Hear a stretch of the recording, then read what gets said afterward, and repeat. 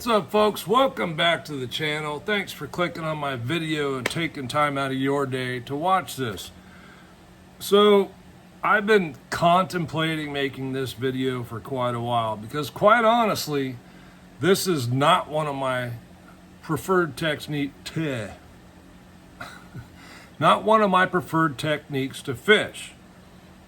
I prefer to power fish, and you can fish this in a power fishing sense at times. I'm going to cover it more in general, but I'm going to give you some in-depth ways and varieties to fish this. Now, I will say, much to my downfall, I avoid fishing this bait a lot, which isn't the brightest thing if you're fishing tournaments. Now, if you're just out fun fishing, that's one thing, right? Go fish how you want. If you don't care about catching fish, go fish how you want. Not saying you won't, but this bait always catches fish. And I mean always. It will always catch fish. It is, and I hate admitting this, it is the best single bait made to date. Not going to say something better won't come out, you never know. One of them little fuzzy dice things might, I don't know. Anyway, let's get to the bait, and I'm going to cover some ways to fish it.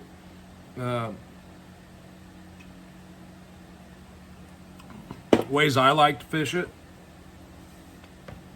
And I'll give you some ways to save bait so you don't go through as many. Okay? You can fish this on a spinning rod down to 6 pound test. I don't go any lower than 6. Maybe some of you do. 4 or 5 maybe up north. And you can fish this on 20 pound test. I've fished it on 20 pound test many times in the spring. Okay. And that bait is the good old Yamamoto Seno. Okay, we're going to use the 5-inch for today because, for the most part, that's the bait you want to use 9 times out of 10. Now, when these first came out, it was kind of referred to as the dum-dum bait. Let me tell you, they were phenomenal. For those of you that were around, you could just throw them out there and they'd get bit. Because of so many people using them, it's gotten a little bit more difficult than that originally, but it really hasn't changed. And right now, I'm rigging it on a 3/0 EWG light wire hook. Okay, this is the original way we fished them. And I still think perhaps, for me anyway, one of the most underutilized. Now, first of all, you want to make sure the bait's straight, okay? See the bait straight. All right, so just fish it weightless. And one thing I will say is my good friend D. Thomas, when he was around, really believed in fishing not over certain line weights for each size bait. 5-inch, the 6-inch, the 7-inch, right? The 5-inch D believed was best fished on 12 to 10 pound fluorocarbon. I'm going to agree with that. Do I always do that? No. But that was D's way of doing it. Now, I had another friend who fished it just like this with a split shot, 12 inches up in front of the bait, and all he did was cast it out and drag it around. And Tim had many fish over 10 pounds, and just endless numbers over 6-7 pounds. Okay, we were blessed one time with a lake real close by us that was loaded with big fish, trout, stocked lake. It was awesome. Those days are gone. So that is a great way to fish this bait. It's weedless. You can throw it in just about anywhere. This thing will wiggle its way through, and I'm not saying it's going to go through every weed and stuff, but you can cast it back in tules, you can throw it in wood. For all practical purposes, it's kind of a do-everything bait. You could throw it anywhere, right? And in that aspect, very hard to beat. And the fact that these just catch fish. Now, I don't fish this enough. Weightless Texas rigged, okay? When I get around cover, I tend to throw other stuff. I'm going to tell you that's a mistake. Not saying don't throw those other things, but just add this in here and there, okay? That's one way to do it. Now, my preferred way is going to be wacky. And this is what I would say. This is what I used to use, right? Everybody seen the O-rings. We all know the problems with the O-rings. Now, thanks to one of my viewers, I've switched up and gone to the VMC Crossover Rings. And this size is a 5mm, which seems about right for the 5-inch. Now, they are a little smaller looking than that O-ring, as you can see there. And you need the pliers to use them. Just push it on the end there. Open. Open says to me. Drop your Senko down in there. Pull it down to where you want it, which I put it just on the end of the egg sac there, or the smooth part, whatever you want to call it. And there you have it. And you can see how it squeezes that Senko. Okay, so it's got a good hold of it. Now, I can fish this a ton of different ways. This is one of my favorites. This is a owner with the weed guard, and this is when I'm skipping it. Now, I don't want to put the hook in there because these are pretty difficult to get out, but you can rig it this way, you can rig it this way. We're going to get into why you would do one over the other, okay? Wacky rigging for when I'm skipping under docks, I want it this way. Well, I'm going to run it in there. I'll get it out of there one way or another. Or I'll just rig up another one. Okay, there we go. Okay. That's how I want it for skipping.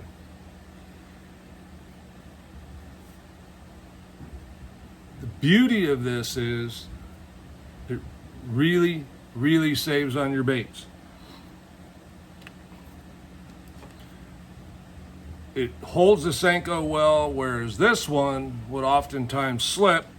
And when you catch a fish, half the time your Senko ends up over the top of your weed guard, and it's up your line up here. And sometimes, depending on the weed guard you use, this type, then there's this type here, right? This is a Gamakatsu, another one I love, but I didn't like them with the O-ring because I'm going to show you what it did, okay? Like that, catch a fish. I didn't put that under the barb. All right, catch a fish. The O-ring goes up the line, keeps your Senko, but it is very difficult to get back down over this. It's also difficult to get down over this. The VMC Crossover Ring eliminated that for me. Okay? This is tight enough that it's not going up there. It'll move around on the hook, but not so easy to get it up over there. Okay? Then all I gotta do is push it back down, and I'm good to go back to skipping again. All right, so that's one way I really like to fish it. My second favorite way, and I'm just gonna pull out another one and rig it. is to Neko rig it. And I've probably been doing a lot more of this than anything else. And I'm going to show you this Neko rig, and I'll show you several weights. But this is my favorite, and I'm going to tell you why in just a second. Other options are these beautiful little tungsten nails, right? And the nail might stay in a little bit longer, but I like the mushroom head. And if you don't like plain lead, you can always take your black Sharpie, like I did here, and just Sharpie it, right? And you just take it, stick it in the fat end of that Senko.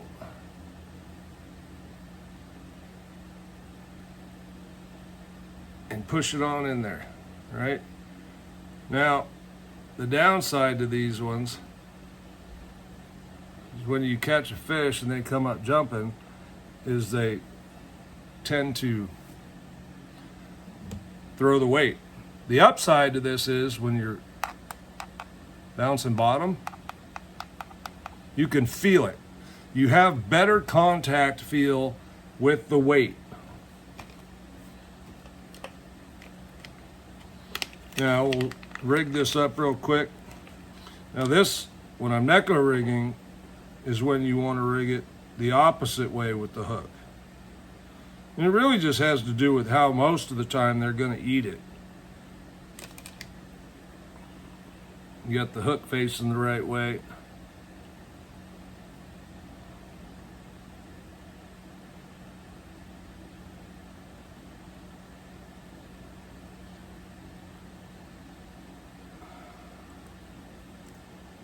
All right, so just put it on there the same way. I might have this one down about a ring lower just because it's a Neko rig. And now remember, this is gonna bounce around on the ground like this as you work the bait back. Now, you can use a lot of different hooks for this. If your fish are hook shy, and this is what I prefer. It's just a nice EWG drop shot nose hook. The other option is like a cover shot. Some companies call this a Neko rig hook. But this can be rigged either way. I've seen people rig it this way.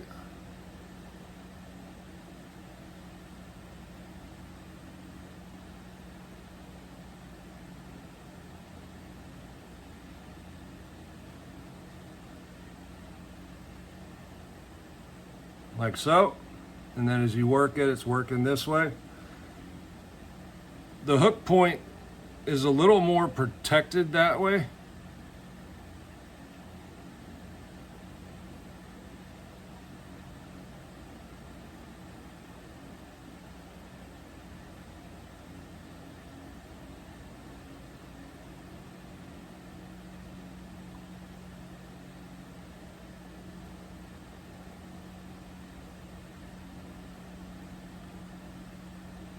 Or you can do it this way, where the hook is much more exposed.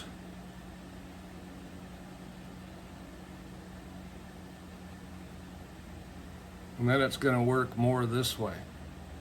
Okay? 6 of one, half dozen of the other. I'm not really throwing this bait, this rig, into cover near as much.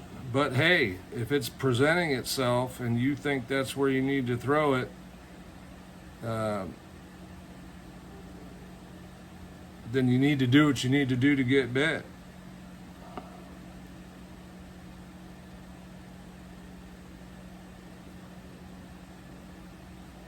Just pull it out that way. I'll tell you, these VMC Crossover Rings are strong. I mean, I just pulled that out of there. It wasn't easy. So, there we have that. So we got the Neko rig, We got the weightless Wacky. We've got the weightless or split shot Texas style. Now, oh, I missed one hook.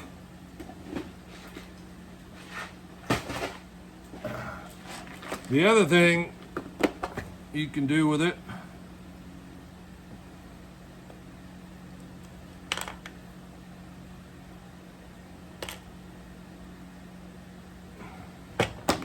is fish it on something like this.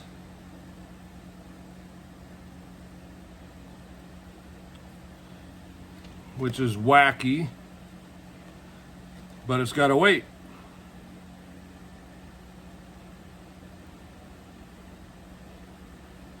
Right? Wacky, but with a weight. So that weight's going to pull it down. Don't pay no attention to my nail weight in the end of that. Don't do that if you're fishing this rig. Here, let me pull that up. It's going to pull this down, and it's going to bend, and then when it gets to the bottom, it's going to, the outer appendages, which were like that, are going to flatten out. Then you can still hop it along the bottom like so as well. This is, at one time, this was really, really good, and originally with the Jackal Flick Shake worm, which is also a weightless worm, except you didn't fish the worm by itself. You typically fished it on a Ichi Wacky hook,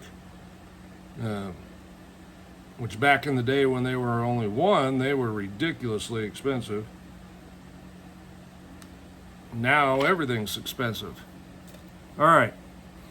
So if you're in Florida, you may see a lot of people, or in other grass lakes, you may see a lot of people Texas rig it and then peg like a real small bullet weight in front of it, right?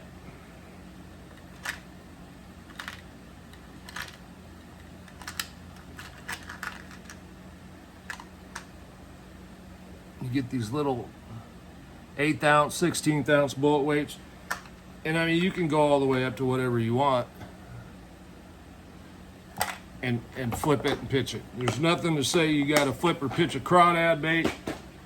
The Senko just catches fish. Like I said, it's not my favorite way to fish because it tends to be a little slower, but if you're competing, I don't care if it's in your club or on the national circuit, the Senko catches good fish. And if you're not fishing it, you're probably leaving something on the table. It can be a great way to clean up an area. After you fish through with some other baits, they stop biting those other baits, excuse me. The Senko can be a great way to pick up some more fish. It's a bait that I am committing to fishing more than I do because it just flat out catches them. It will help you learn about the cover, what the fish are holding on. It'll show you that there's fish in areas that maybe you didn't think were there. And if forward-facing sonar doesn't show everything, not all of us have it. I do have it. I suck with it. I'll be the first to admit it. Here's some more nail weights. 1/64 ounce if you want lighter. So you can pretty much fish the Senko any way you want. Now, the 6 and the 7 inch is really what I prefer to pitch with. Sometimes skip, but I'm typically going to a bait caster with a 6 and 7 inch, and you can get away with heavier line. 15 pounds, 16 pounds, something like that for a 6 inch. 18 to 22 on a 7 inch. That 7 inch is heavy. It doesn't need weight. It falls just fine by itself because there's so much salt in it. Use the crossover rings if you're fishing Wacky, or you can use the O-ring. These just, I'm telling you, will make the baits last longer. When we first started using these, we didn't have anything, and you went through a ton of baits. This will last a little bit longer than the other one unless you're catching small fish, and then small fish just tear up every bait you freaking throw. So don't catch small fish, catch the big ones. Thanks for watching the video. Please like and subscribe. We'll see you on the next one where we bring you some more juice.